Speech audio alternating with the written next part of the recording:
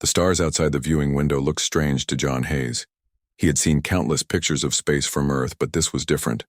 These stars moved wrong. They shimmered with colors he could not name. He stood in the command center of the UFS Victory, holding his coffee cup with shaking hands. "Captain, we're getting something," Lisa Martin called out from her station. The science officer's fingers danced across her screen. Red lights flashed across her face. "It's big. Really big." John walked over to her. His boots clicked on the metal floor. The sound echoed in the quiet room. His crew of 50 people waited for his orders. They had been in space for 3 months. Every day looked the same until now. "Show me," he said. Lisa pressed a button. A hologram appeared in the center of the room. It showed a massive structure. The object looked like a crystal palace floating in space. It spun slowly around a bright star. Lights twinkled across its surface like tiny diamonds. "That's not natural," John said. His coffee grew cold in his hands. "No, sir, it's not," Lisa agreed. "It's a space station, and it's sending us a signal." The crew moved closer. Nobody spoke. This was what Earth had sent them to find. Proof that humans were not alone. Proof that other intelligent beings existed in the universe.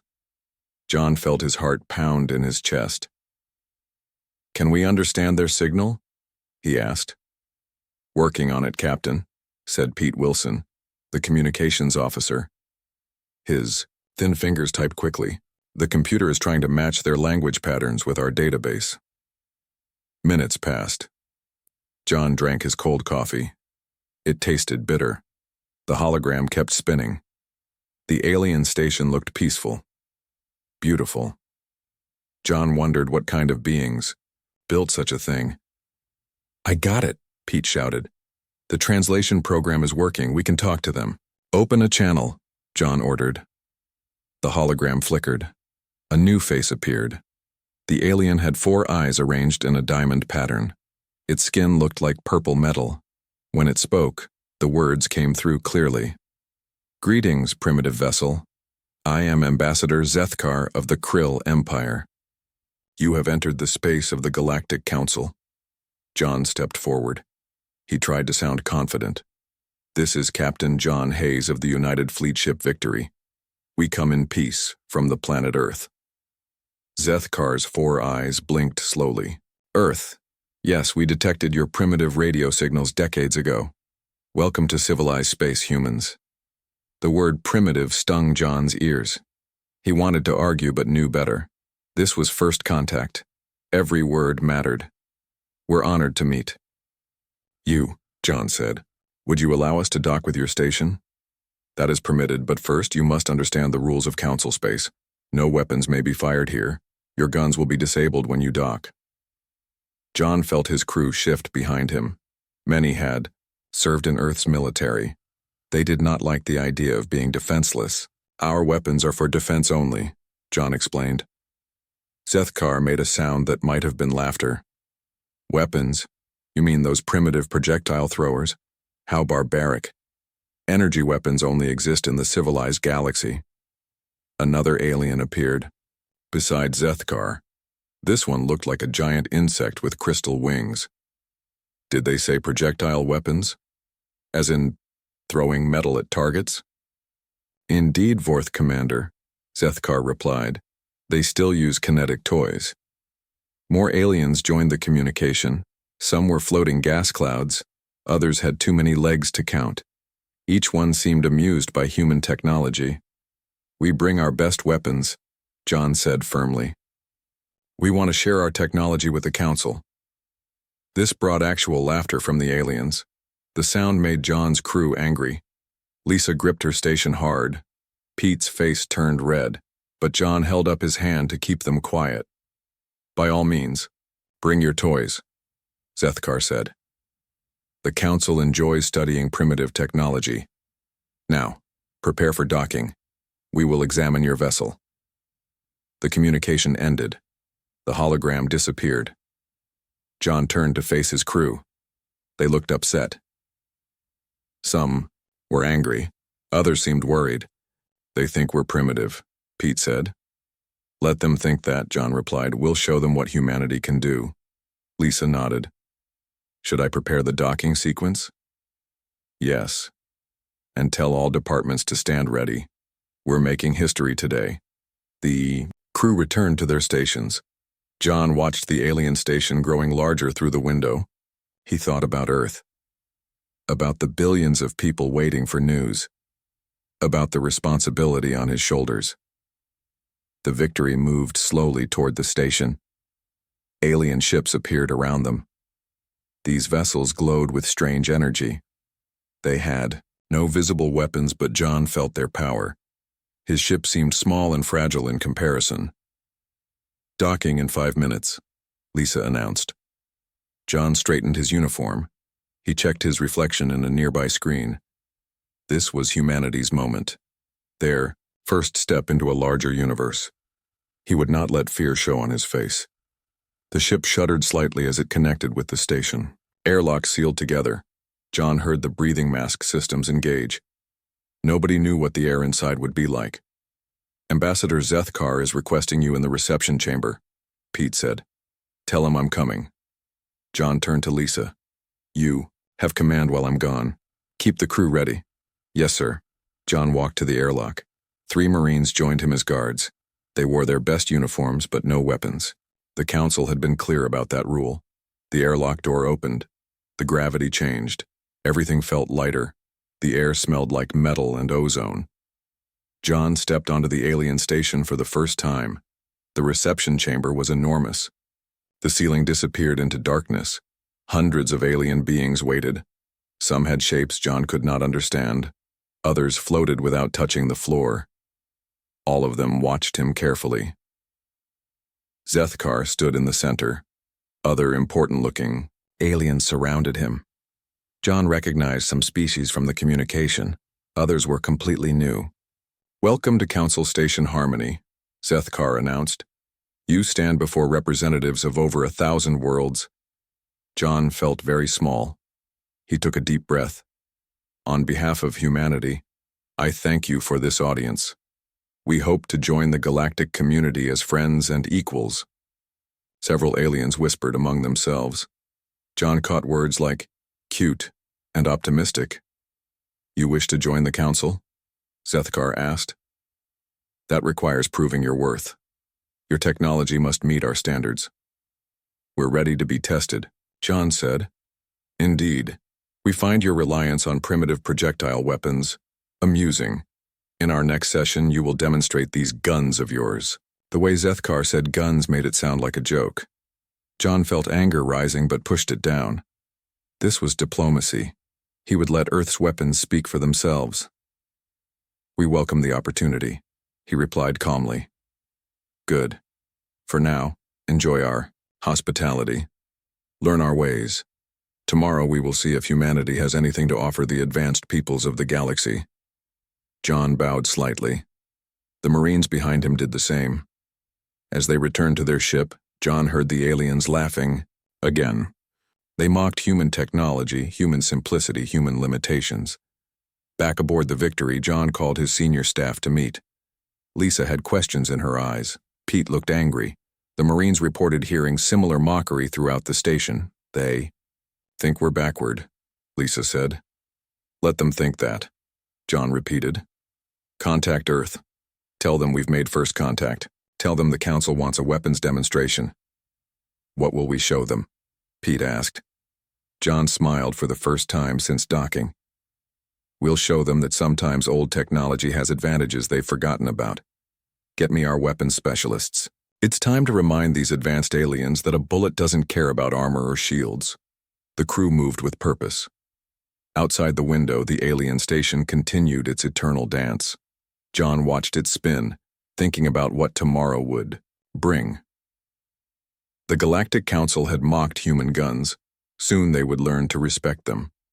That night, John barely slept. He thought about his grandfather who fought in the Pacific, about the generals who chose kinetic weapons over energy experiments, about Earth's determination to solve problems in practical ways.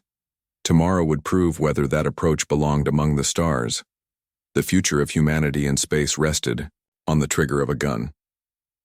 John found that fact amusing.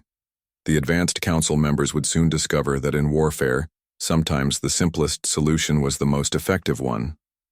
The stars still looked strange outside his window, but now they seemed less alien, less threatening. Each point of light might hold friends or enemies. Tomorrow would begin to sort out which was which. John Hayes, captain of humanity's first starship, prepared to introduce the universe to the Earth concept of overwhelming force delivered at high velocity. The Galactic Council was about to learn their first lesson about humans. Never underestimate a species willing to accelerate metal to lethal speeds using nothing but chemistry and physics. 3 days later, the UFS Independence arrived at Council Station Harmony. The massive ship carried Earth's official ambassador and a full diplomatic team. More importantly, it brought experts in military technology, including Captain Steve Thompson, from Earth's naval forces. John Hayes waited at the docking port. The new ship was twice the size of the Victory. Its silver hull reflected the station's lights. He felt relief knowing Earth took this seriously. One exploratory vessel wasn't enough for such important work. The airlock opened.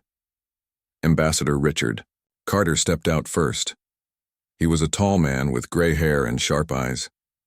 Behind him came military officers, scientists, and diplomats. Last was Steve Thompson carrying what looked like an ordinary metal case. Captain Hayes, Richard said, shaking John's hand. Good work making contact. Now the real challenge begins. Yes, sir. The Council has planned tests to evaluate us for membership. The weapons demonstration is tomorrow. Steve placed his hand on the metal case. What weapons did they show so far? None yet. But they mentioned plasma cannons, sonic disruptors, and something called matter displacement technology. Steve nodded slowly. Interesting.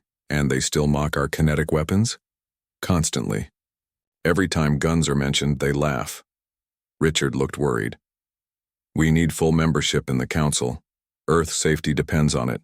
We can't explore the galaxy alone. We understand, sir, John replied. My crew is ready to support the demonstrations. The next morning, Council Station Harmony transformed. Giant holograms announced Human Evaluation Day in multiple languages. Thousands of aliens gathered in the grand amphitheater. John felt like an animal in a zoo as they passed through crowds. Brainby. First tests measure problem-solving ability, Zethkar explained. He floated beside them on some kind of anti-gravity platform. Your species must show creative thinking. The test started. Human diplomats solved complex puzzles. Scientists analyzed alien technologies. Military officers planned theoretical battles. Each time, the Council members seemed surprised by human solutions. They think differently, the insectoid Vorth commander observed. Their brains work sideways. Primitive minds often use crude but effective methods, Zethkar dismissed. By noon, humans had scored well on every test. The Council couldn't deny their adaptability, but the weapons test remained.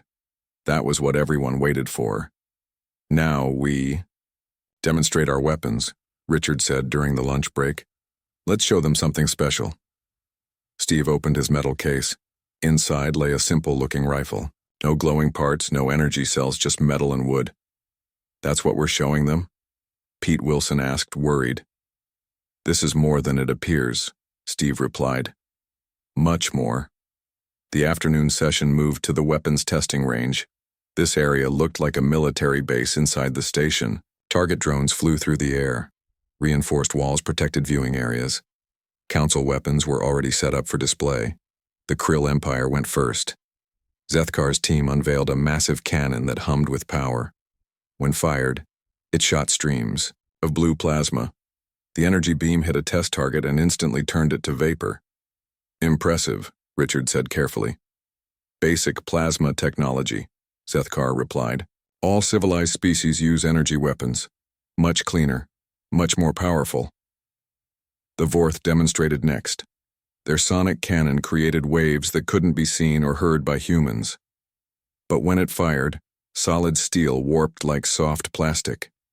The metal twisted into strange shapes before collapsing. Our sonic disruptors attack molecular bonds, the Vorth commander explained. Your primitive bullets could never achieve such results. Finally, the ethereal, creatures made of living gas, showed their weapon. They called it a matter displacer. When activated, a target simply stopped existing. No explosion, no debris. One moment there, the next moment gone. Where did it go? Lisa asked, fascinated. Displaced to another dimension, the ethereal whispered. Its voice sounded like wind. Energy weapons can manipulate reality itself. Your kinetic toys merely break things. Now came humanity's turn. Thousands of aliens watched, whispering among themselves. Many smiled, expecting simple guns and embarrassed humans. Steve walked to the center of the range. He held his rifle like a treasure. Richard stood beside him, looking confident despite the pressure. This appears primitive, Steve began. You see wood and metal. You see simplicity. But sometimes the simplest solutions are the most elegant.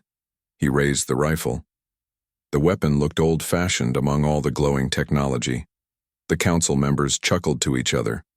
Even their human allies seemed worried.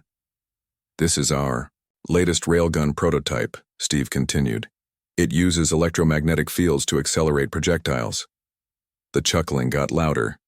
Railguns weren't new technology.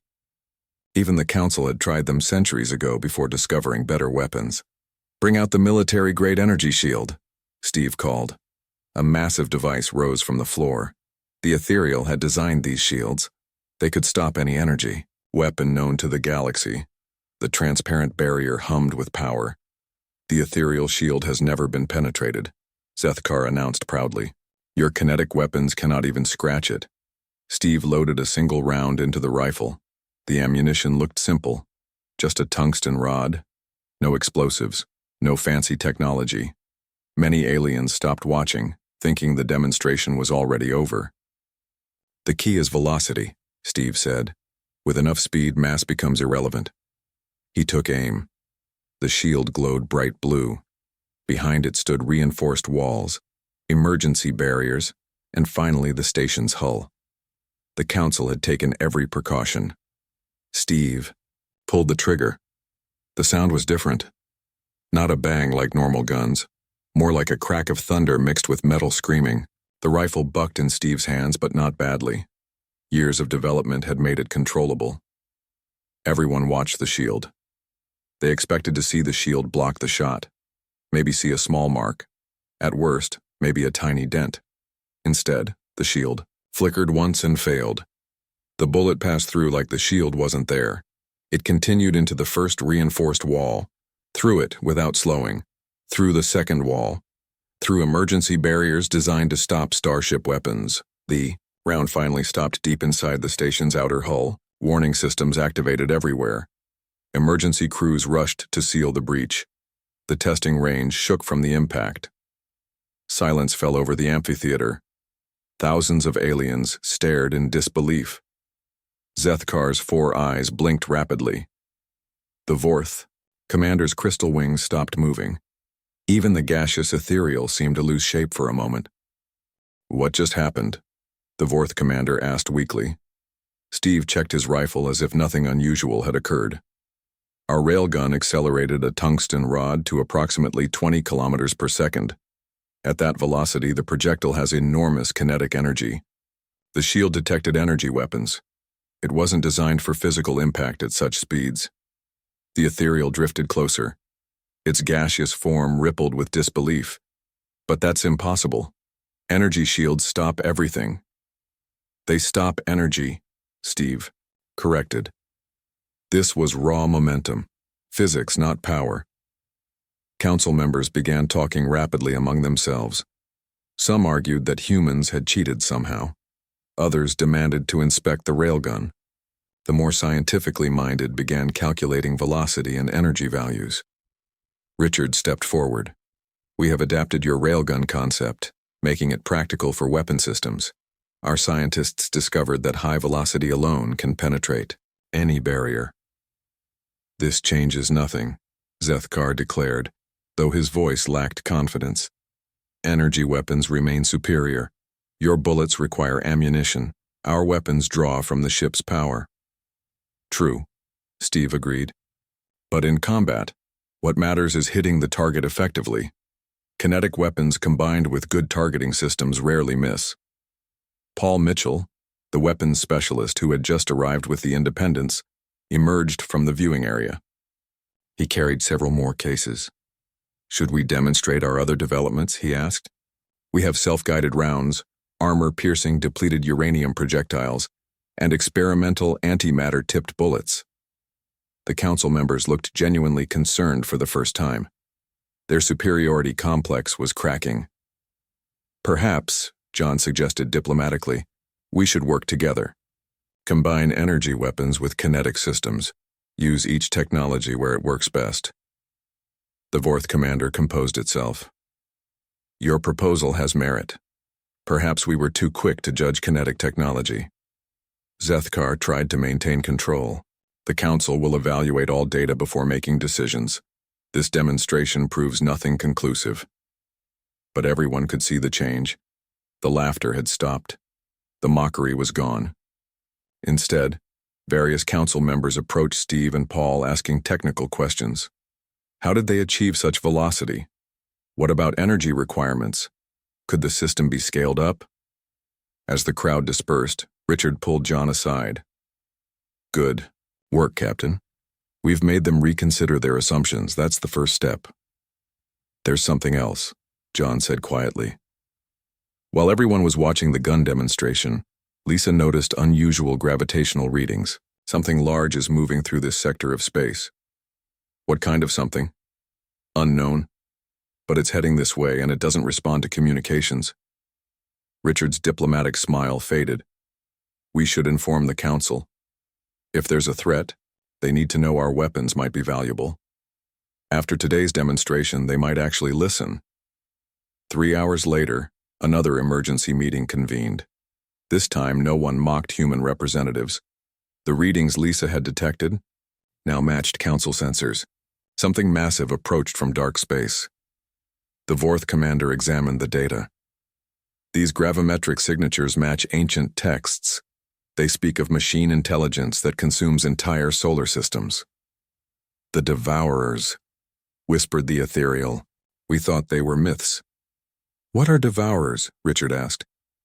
Ancient enemies of all organic life, Zethkar explained. If they have truly returned, we need every weapon available. Even, he looked at Steve's railgun data, even primitive ones. The council chamber erupted in debate. Alliances formed and broke within minutes. Some species wanted to flee. Others demanded immediate attack. The humans watched, understanding that their weapons demonstration had gained new significance. We're willing to fight, Richard declared. Our ships and weapons are at your disposal.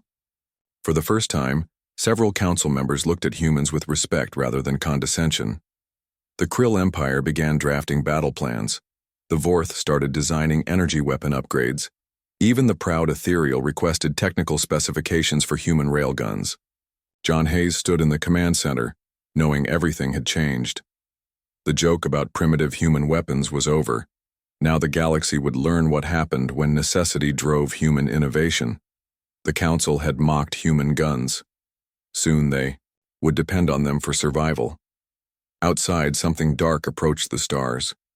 The real test was about to begin. The council chambers felt different now. Gone was the atmosphere of amusement. Instead, tension filled the air. Thousands of aliens gathered to watch humanity's main weapons demonstration. Today would decide if Earth's technology truly belonged among the stars.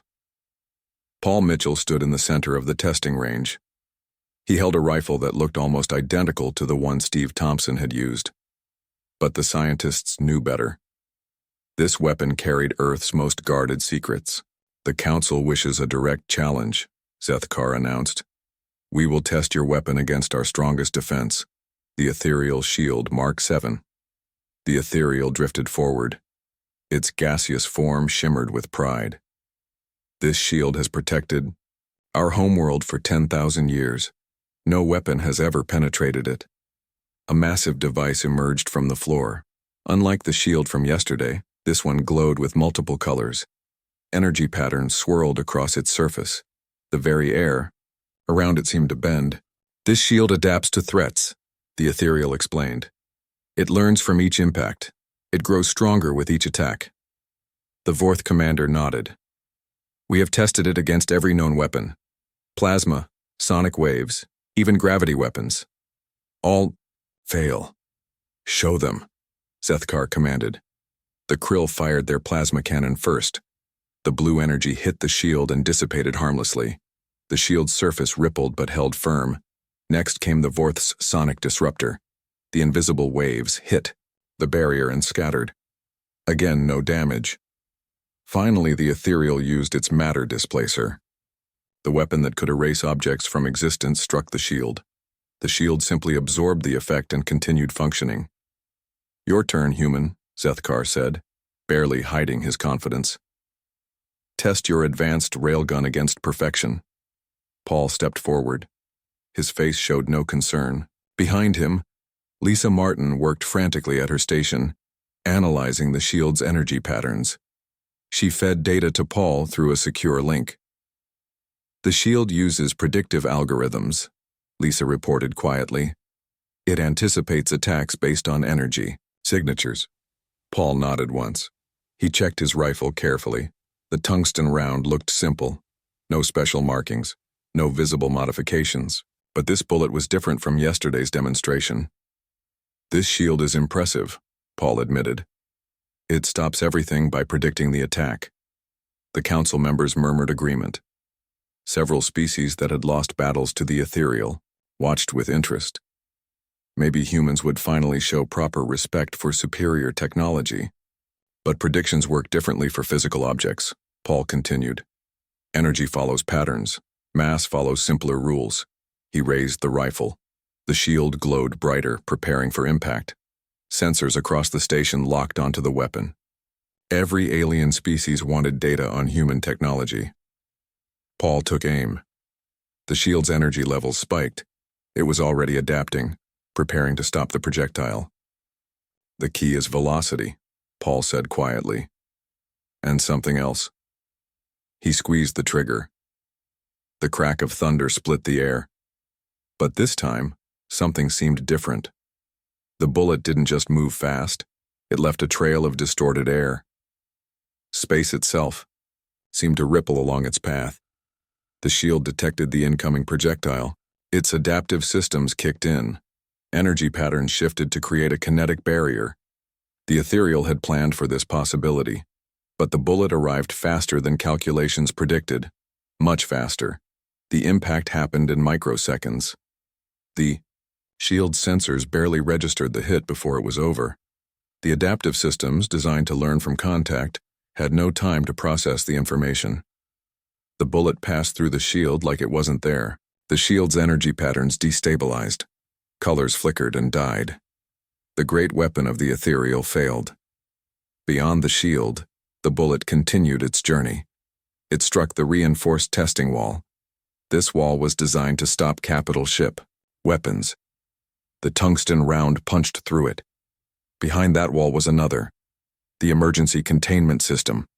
Meters thick, filled with specialized barriers to absorb any attack.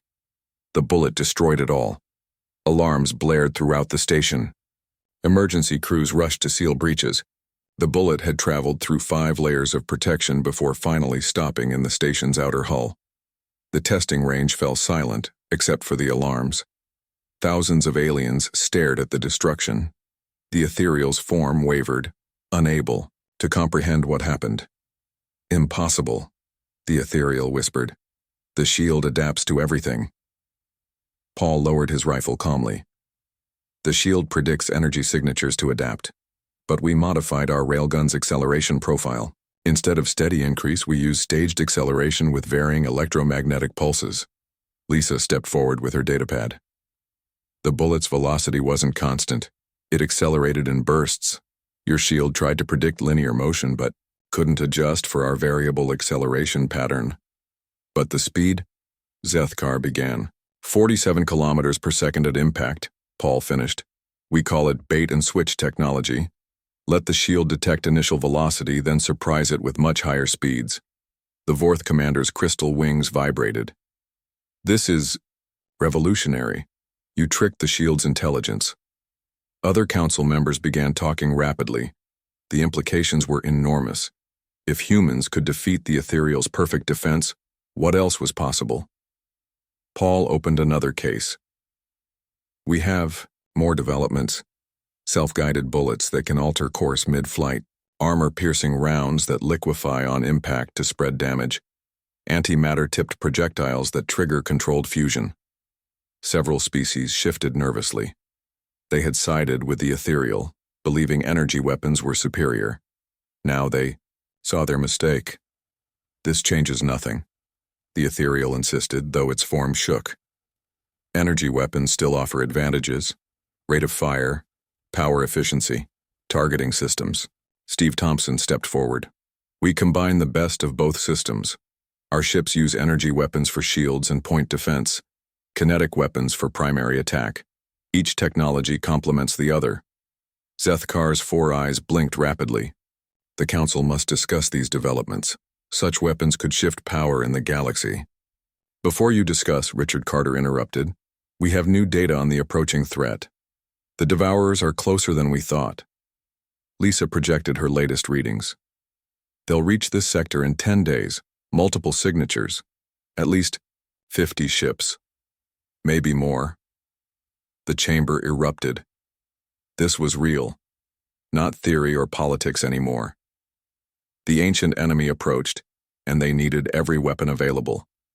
We should flee, suggested a species that looked like living crystal. Retreat and prepare elsewhere. Where? The Vorth commander challenged. The Devourers pursue until nothing remains. We fight here or die running. Then we fight together, Richard announced. Human ships will join the Council fleet. We'll integrate our weapon systems with your shields and sensors. For the first time, several species looked at humans as potential saviors rather than primitive newcomers. The Krill began calculating battle formations.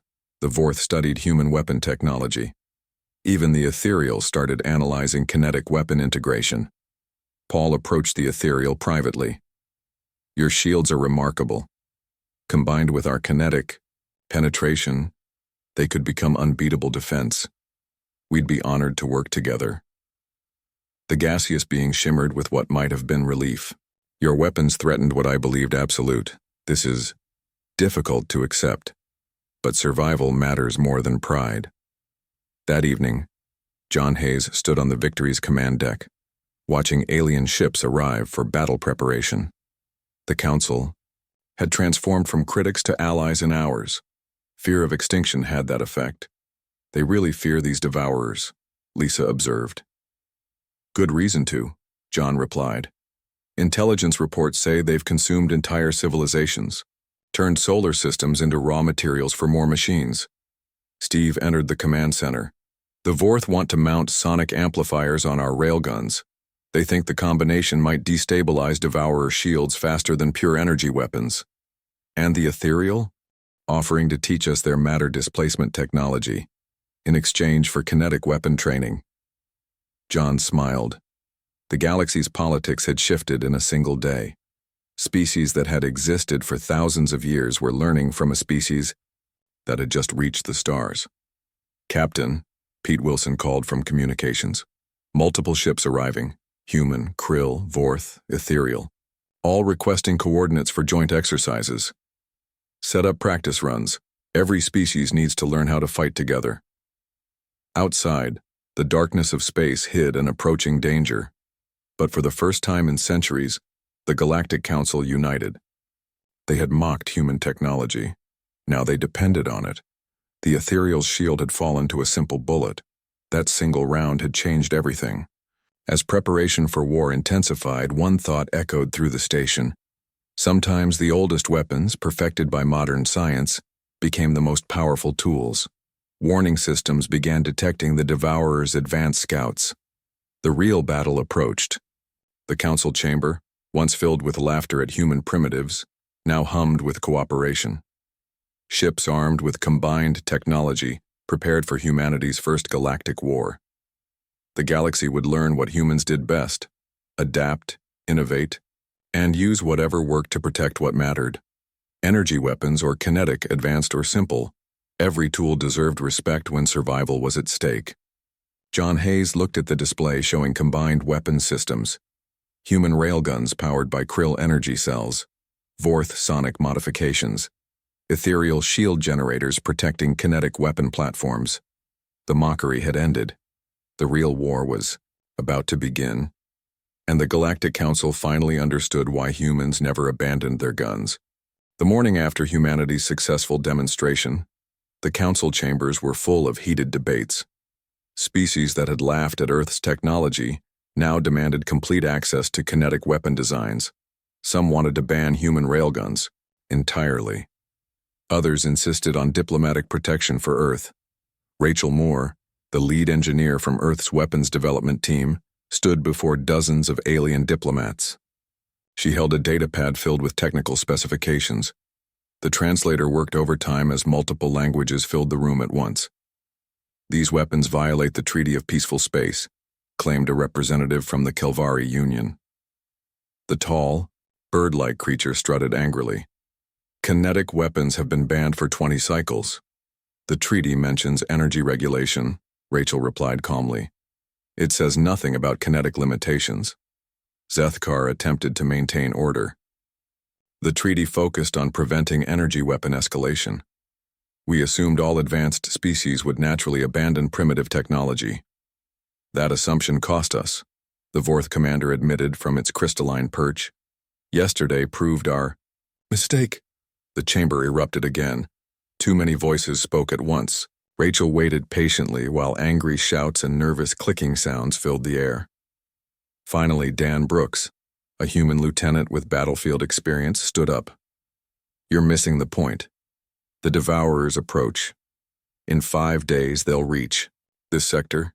Do you want to fight over weapon types or survive?" The room gradually quieted. Outside the windows, alien ships gathered. Each hour brought news of advancing enemy scouts. The debate suddenly seemed less important. "Dan's right," the ethereal spokesperson whispered. "Internal conflicts serve no purpose.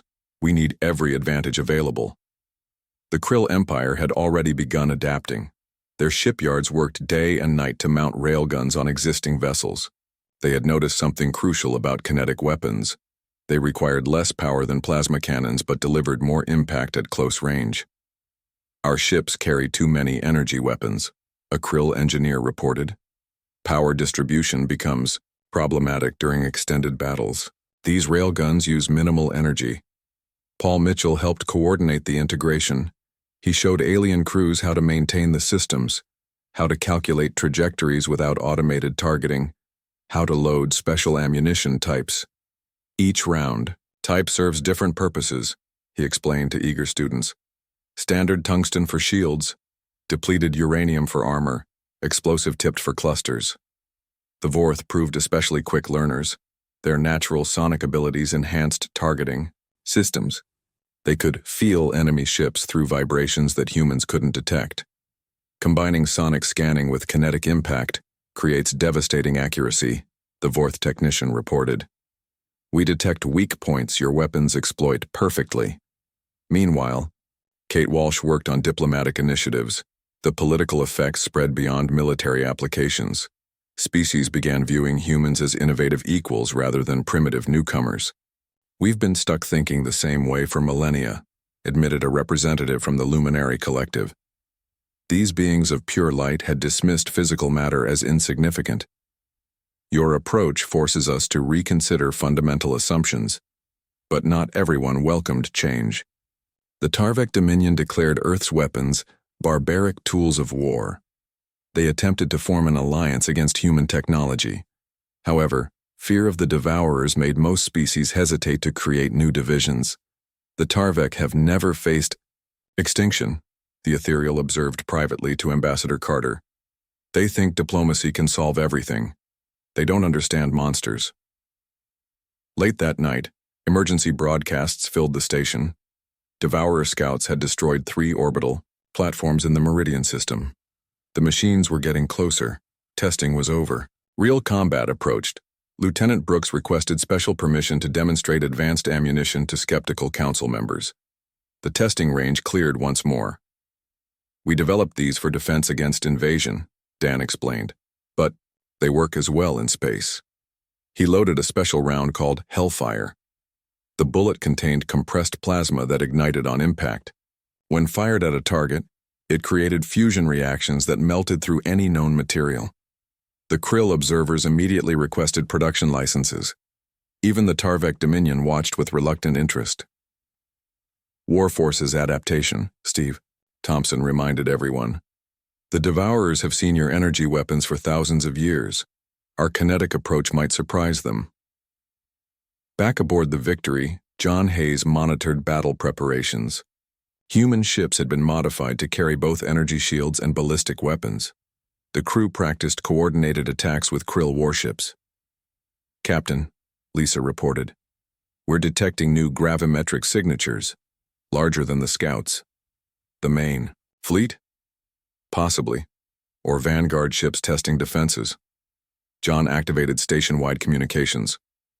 All vessels prepare for combat drills. Every species, every weapon system. We fight together or die apart. The training exercises revealed unexpected synergies. Forth shields absorbed kinetic impacts better than energy attacks. Ethereal sensors detected incoming threats faster than mechanical systems. Krill energy weapons complemented human railguns in ship-to-ship combat. We stumbled into perfect combined warfare, Admiral Martin, who had arrived with reinforcements, observed. Each species' strengths cover others' weaknesses. The next day brought both triumph and crisis. Scientists announced successful integration of human ammunition designs with alien manufacturing.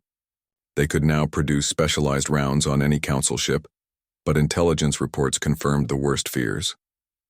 The Devourer main fleet approached, nearly 100 ships, each larger than any council vessel. Their technology adapted during combat. Energy weapons became less effective after first contact. They analyze and counter, the Vorth commander explained grimly. That's why energy weapons fail against them, but kinetic weapons follow simple physics, harder to counter velocity and mass. A heated meeting took place between human military advisors and council strategists. The question wasn't whether to fight anymore. It was how to maximize their new combined abilities. We've never faced them with kinetic weapons, the Ethereal admitted. Energy shields and weapons were all we knew. We lost every battle.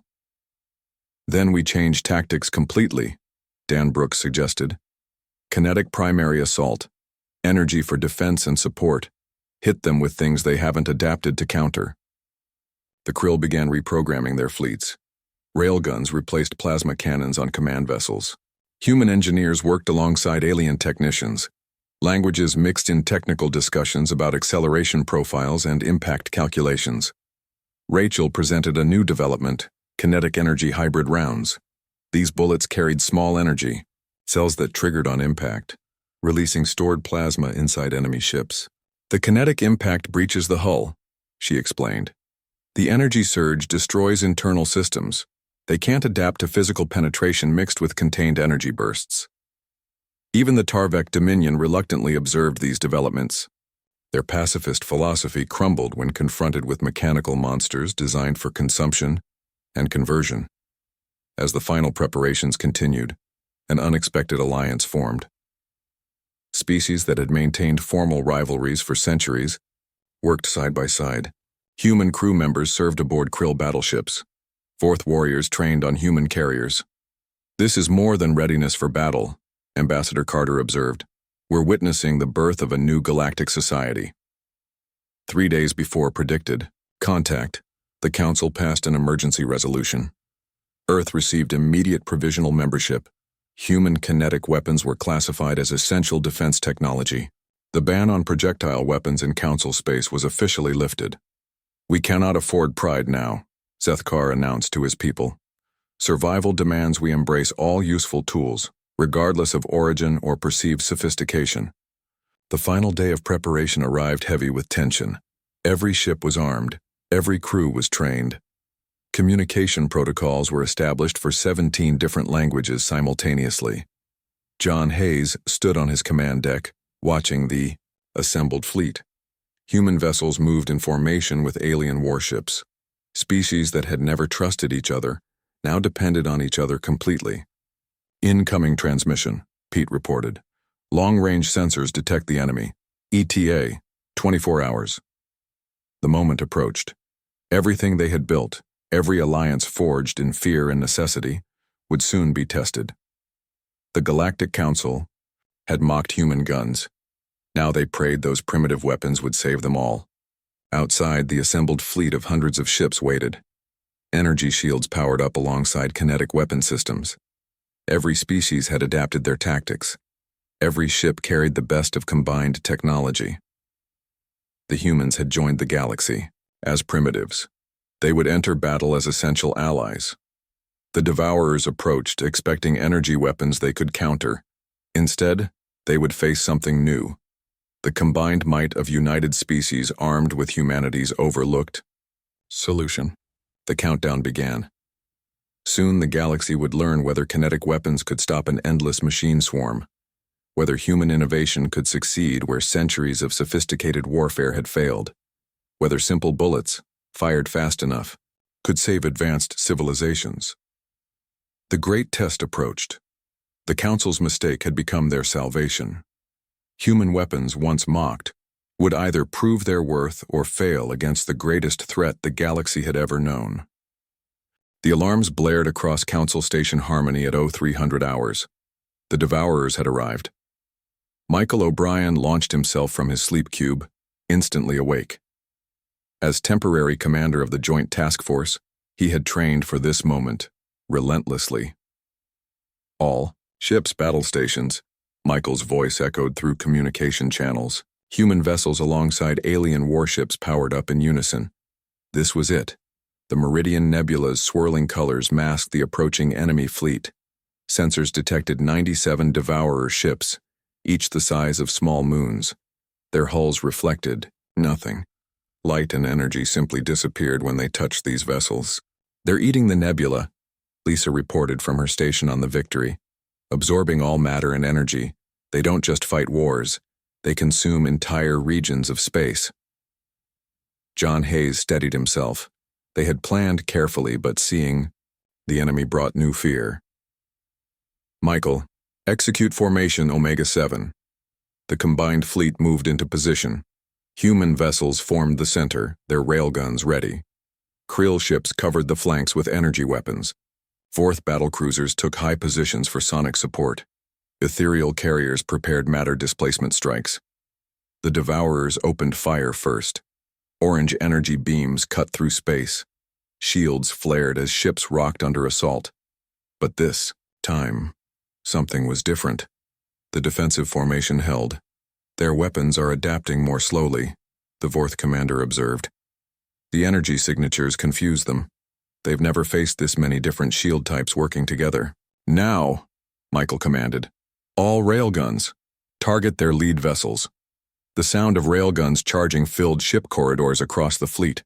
Unlike energy weapons, they made noise even in space. Electromagnetic fields hummed and aligned. Tungsten rounds prepared for launch. The first volley fired simultaneously from 200 human and modified alien ships. Projectiles accelerated to incredible speeds. The Devourers didn't react at first. They had no experience with kinetic warfare. The results were devastating. Railgun rounds punched through Devourer hulls before their systems could adapt. Ships that had endured centuries of energy weapon attacks were suddenly vulnerable. "Direct hits on 17 targets," Paul Mitchell reported excitedly. "They're losing pressure. Internal explosions detected." The ethereal sensors revealed something amazing. The Devourer ships weren't just damaged, they were confused. They're adaptive. Systems tried to predict energy-based attacks that never came. Instead, physical impacts caused damage they couldn't comprehend. "Use hybrid ammunition now," Dan Brooks ordered his gunners. Half the fleet switched to the special rounds Rachel Moore had developed. These bullets carried energy cells that detonated inside enemy ships. The effect was like nothing seen before. Kinetic penetration created holes. Energy bursts destroyed internals. The combination overwhelmed Devourer repair systems. 8 enemy ships exploded within minutes. Others showed severe damage. The machines, built to counter energy technology, couldn't handle direct physical impact. They're changing tactics, Lisa warned. The Devourers began using other ships as shields. They calculated that kinetic weapons couldn't penetrate multiple targets. That's what they think. Michael smiled, grimly. Switch to Formation Delta. Vorth, give us targeting solutions. The Vorth deployed their improved sonic sensors. These could penetrate multiple ship hulls using sound waves. Combined with human calculations, they identified weak points in Devourer formations. Fire railguns with full sequential timing, Michael commanded. Staggered impacts. The first railgun round hit the front Devourer ship. 1 microsecond later, the second round followed the exact same path. The first impact weakened the hull. The second punched through completely. A third round hit the ship behind, exploiting the first ship's destruction. The technique proved brilliantly effective. Devourer ships fell like dominoes. Their formation tactics backfired spectacularly. 3 hours into the battle, the Devourers attempted to retreat. But the Council fleet had prepared for this too. Ethereal ships displaced space itself, creating barriers preventing escape. Human minds seated with special warheads blocked exit routes. Surrounded and outgunned, the Krill Admiral reported happily. Their adaptation systems are overloading. Too many different attacks. Too much physical damage. Still, the battle raged. Devourer ships fought with desperate energy. They had never retreated in recorded history. For machines built to consume everything, defeat wasn't programmed into their systems. A massive Devourer flagship pushed through the blockade. Its weapons combined all attack types seen throughout galactic history. The ship aimed directly at Council Station Harmony. All weapons. On the flagship, Michael shouted. Everything we have. Human railguns loaded antimatter-tipped rounds. Krill plasma cannons fired at maximum power. Vorth sonic weapons resonated at destructive frequencies. Ethereal displacement beams targeted its propulsion systems. The flagship's shields held against energy attacks. Kinetic impact shook it but didn't stop its advance. It was heading for the station, carrying millions of lives. John Hayes made a decision. Victory crew, prepare for ramming speed. Load all railguns with maximum propulsion charges. Captain, that's suicide, Pete protested. No, it's physics. John turned to Michael. Give us covering fire. We're going to use the flagship's shields against itself. The Victory accelerated directly at the flagship. Every railgun fired at once, creating backward thrust that multiplied the ship's speed. Other vessels covered them with energy weapons. At the last moment, John ordered a final railgun volley. The shots didn't target the flagship. They targeted space behind the Victory, pushing the ship even faster. The Victory hit the flagship's shields at 20% light speed. The kinetic energy was beyond calculation.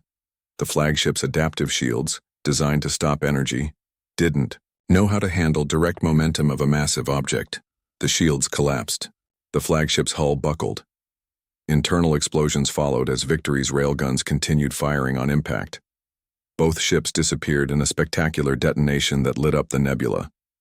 After the light faded, silence fell across the battlefield. The remaining Devourer ships stopped fighting. Without their flagships controlling intelligence, they simply floated, systems shutting down. Victory crew, respond, Michael called desperately. Static answered. Then weakly, Victory command here. Captain Hayes is dead, but the ship held together. Emergency systems engaged, requesting assistance. The battle was over. Thousands of lives lost, but the galaxy was saved. The Devourers had been stopped for the first time in recorded history. 1 week later, the rebuilt council chambers held a ceremony like no other. Species from across the galaxy attended. John Hayes received the Star of Valor posthumously. His sacrifice became legendary. Captain Hayes proved what many forgot, Ambassador Carter said in his speech. Technology isn't about sophistication, it's about effectiveness. His final act was pure physics, Mass times velocity. Sometimes the simplest solution requires the greatest courage. The ceremony continued with Earth's formal induction into the Galactic Council as a full member. Human kinetic technology became standard equipment for all Council defense forces. Railgun ports appeared on ships of every design. More importantly, the victory changed how species viewed each other. Competition gave way to collaboration. Pride surrendered to necessity. The galaxy united under a new understanding. Every species offered valuable perspectives. Catherine Walsh, John's first officer, took command of the rebuilt Victory. She spoke the final words at his memorial. Captain Hayes believed in physics and people. He knew that any technology, properly applied, could protect what matters. He proved that courage and creativity matter more than complexity. Years later, cadets from dozens of species trained on human-designed weapon systems. They learned not just to fire railguns, but to think differently about problems. Young pilots heard stories of the day primitive kinetic weapons saved advanced civilizations. In space academies across the galaxy, instructors began lessons with a phrase that became tradition. Remember John Hayes and the power of going back to basics. The Galactic Council had learned their greatest lesson. They had mocked human guns. They had laughed at simple solutions. In the end, those overlooked weapons and the determination behind them saved everything they held dear. The galaxy moved forward, forever changed. Species worked together on new technologies combining kinetic and energy systems. Research stations shared discoveries freely. Defense fleets trained with combined tactics. Earth's gift to the galaxy wasn't just weapons. It was perspective, the wisdom to value all approaches, the humility to learn from anyone, and the courage to defend the future with whatever tools worked best. The sound of railguns charging became the anthem of the new era. Each shot fired in training exercises honored the memory of those who proved that in a universe of advanced energy weapons, sometimes simple physics, a bullet moving really fast, remained the most powerful force of all. Human simplicity had shown the galaxy the path forward. By embracing the old along with the new, by combining rather than dismissing, civilization flourished like never before. The devourers were gone. The Council was united, and humanity had found its place among the stars not in spite of their primitive weapons, but because of them. The first shot fired in anger had changed everything. The last shots fired in training promised a brighter future. The galaxy would remember. Sometimes the best answer is the simplest one, delivered with precision and courage by those willing to look beyond complexity to find truth. Peace reigned, protected by a simple fact: kinetic energy properly applied could still change the universe.